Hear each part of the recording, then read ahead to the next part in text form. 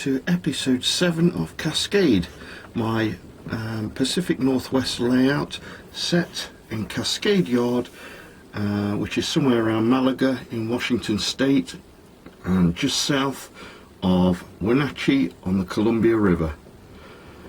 I have to admit this video is somewhat different to what was planned because we've had an incident. A good friend of mine, Lucky, recommended and gave me a bottle of stuff which he thought could be used for track cleaner, and unfortunately it reacts with the foam board on my layout and expanded polystyrene, so we've got a large hole in the track bed now. I laugh about this, but actually it could be quite dangerous. The fumes aren't very nice. It melted the sleepers or the ties on the base of the switch as well, so fortunately I do have a spare. It is quite an old one and was for use in emergency, but I'll get that installed after I've filled in this hole. I did want to remove some of the embankment on the canal or the small river, so I used a pipette and squirted quite a lot of the stuff on the banks, and as you can see it's fizzed away nicely and made holes in the foam board. So but if you are going to do this, and I don't for a minute recommend that you do use it, make sure that the area is well ventilated because the fumes are nasty, especially for people with respiratory problems. I don't want your family and friends getting in touch with me and telling me that I condoned using stuff which reacts with foam board and styrene sheet and for there to be a tragic accident. So in all seriousness, this stuff didn't work well with my layout. It's a product from the Netherlands and it's advertised as sticker remover, just like Goo-Gone is. But you can see the wet patch there, that is a patch of Goo-Gone, and that is a patch of isopropyl alcohol which I've used on a spare area of the foam board to see if they reacted, and they didn't, so those are safe. Anyway, while I'm here I may as well show you some of the scenery that I've been doing, and I have done quite a lot and I have been enjoying it as well.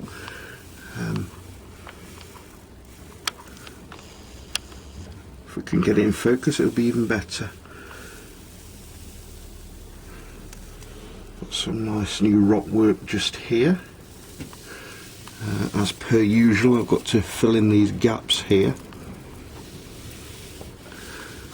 and I've got a photographic backdrop there. The road now comes into the yard here. There's somewhere for the traffic to go. The trees I've got off eBay, they're quite nice as well. I think I'm going to need quite a lot of these. That's a photograph of an N-scale forum. Somebody has created those buildings three-dimensionally and they're very nice, and obviously I haven't finished this bit here, but that will make it look like this little area carries on.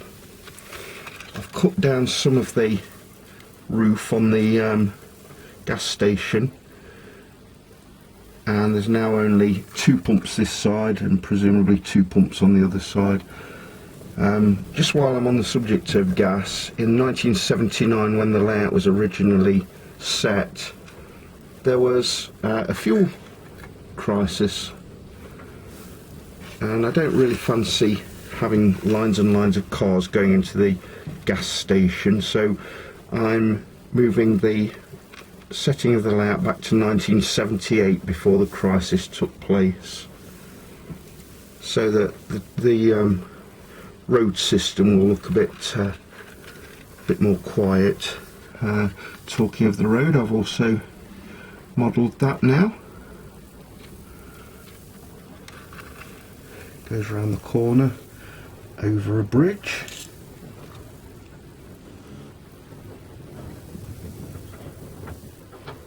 This is still fizzing away. I can hear it. You might not be able to see it, but I can hear it. Going back to the backdrop. I've got the Columbia River on the layout now. You can see the difference in colour between the backdrop and my modelled rock face. I'm going to try and do something about that, make it a different colour. I've got some acrylic paint on order which should make this rock face a little bit of a different colour. A new box car. I understand this particular company was quite prevalent in the Pacific Northwest in the 1970s.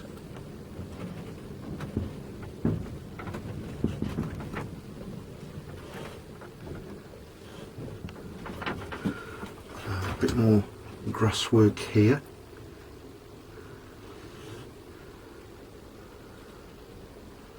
Down to the river. Finally done something with the grass at the back of the bridge, although this little hole here will need to be hidden a bit better. I'll put a bush or something on there probably. And the guys have got a yard office.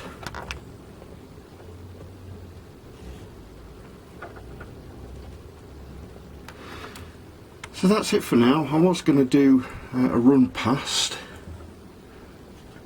but unfortunately these cars and this loco are stranded in the yard on this side of the river, and I need to wait for this to stop reacting before I can seal it with plaster or Modrock or something like that, spackling paste, to stop it reacting any further. So that's it for today. I hope you've liked what you've seen. I hope you take on board what I said, the warning that some chemicals don't play very nicely with styrene and foam board. I have enjoyed doing the scenery the last 2-3 weeks on this, and I'm looking forward to carrying on with it. If you like what you've seen, then give me a like down below and consider subscribing.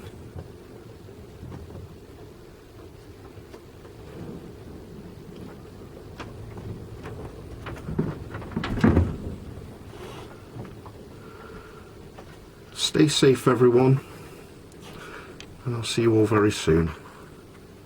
Thanks for watching.